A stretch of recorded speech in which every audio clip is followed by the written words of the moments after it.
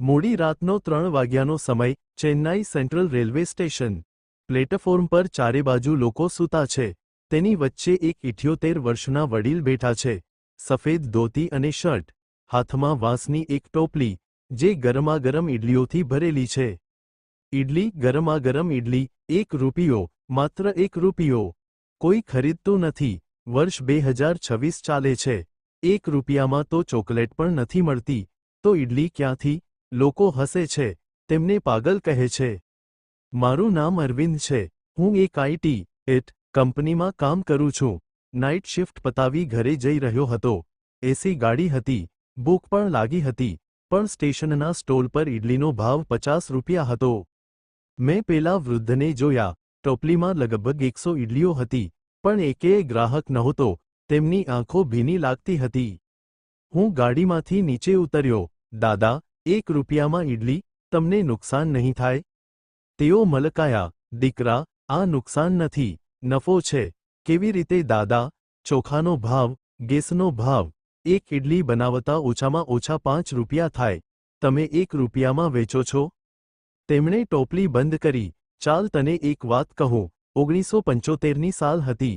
હું 25 વર્ષનો હતો. રેલવેમાં કુલીનું કામ કરતો. મહિનાનો પગાર 100 રૂપિયા. એક દિવસ ભારે વરસાદ પડ્યો. કામ ન મળ્યું. પૈસા પણ નહોતા. 3 દિવસથી ભૂખ્યો હતો. સ્ટેશનની બેન્ચ પર જ બેભાન થઈ ગયો. ત્યારે એક માજી, જે પ્લેટફોર્મ પર ઇડલી વેચતા હતા, 1 રૂપિયાની એક, તેમણે મને બેઠો કર્યો. મોઢા પર પાણી છાંટ્યું અને 4 ઇડલી ખવડાવી. પૈસા ન માંગ્યા. હું રડવા લાગ્યો. મેં કહ્યું મારી પાસે પૈસા નથી. તેમણે મને કહ્યું, દીકરા, હું પણ એકવાર ભૂખી હતી. તે દિવસે કોઈકે મને ખવડાવ્યું હતું. મેં સંકલ્પ કર્યો છે કે જ્યાં સુધી જીવીશ ત્યાં સુધી 1 રૂપિયામાં ઇડલી વેચીશ, જેથી કોઈ ભૂખ્યું ન રહે. તું પણ વચન આપ, જ્યારે તું મોટો માણસ બને, ત્યારે કોઈ ભૂખ્યાને આમ જ જમાડજે. વડીલે પોતાની આંખો લૂછી. 1995માં એ માજી ગુજરી ગયા.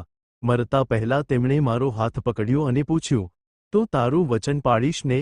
મેં હા પાડી.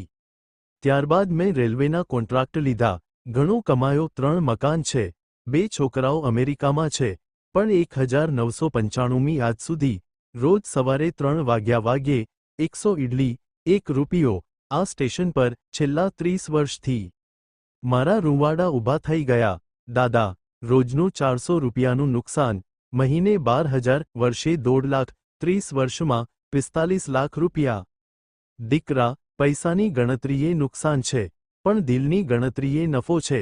30 વર્ષમાં મેં કેટલા લોકોને જમાડ્યા? 10 લાખ ઇડલી, 10 લાખ પેટ ઠર્યા, 10 લાખ આશીર્વાદ. એની કિંમત કેટલા કરોડ થાય? ત્યાં જ એક છોકરો દોડતો આવ્યો.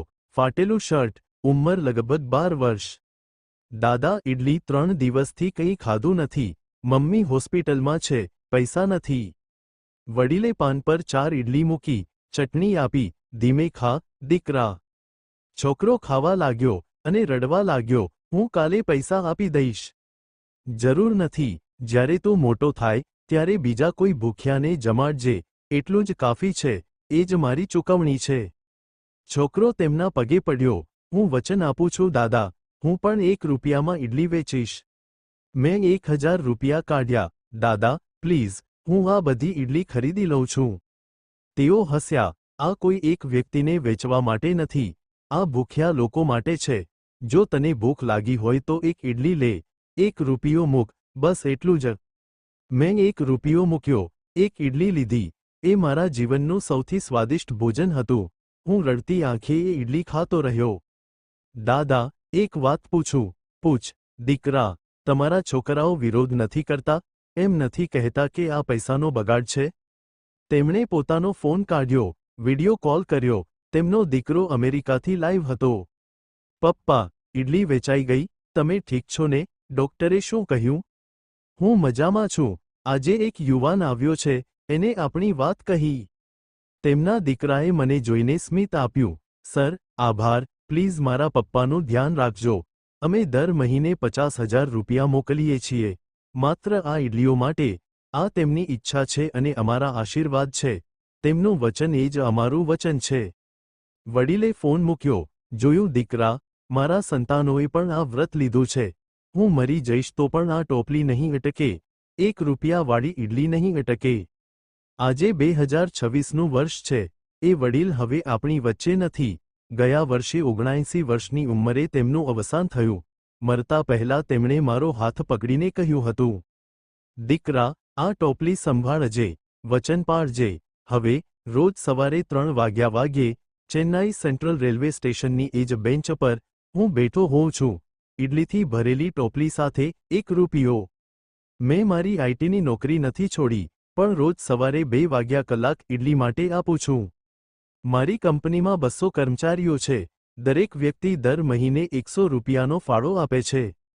1 રૂપી ઇડલી ટ્રસ્ટ, 1 રૂપિયા ઇડલી ટ્રસ્ટ.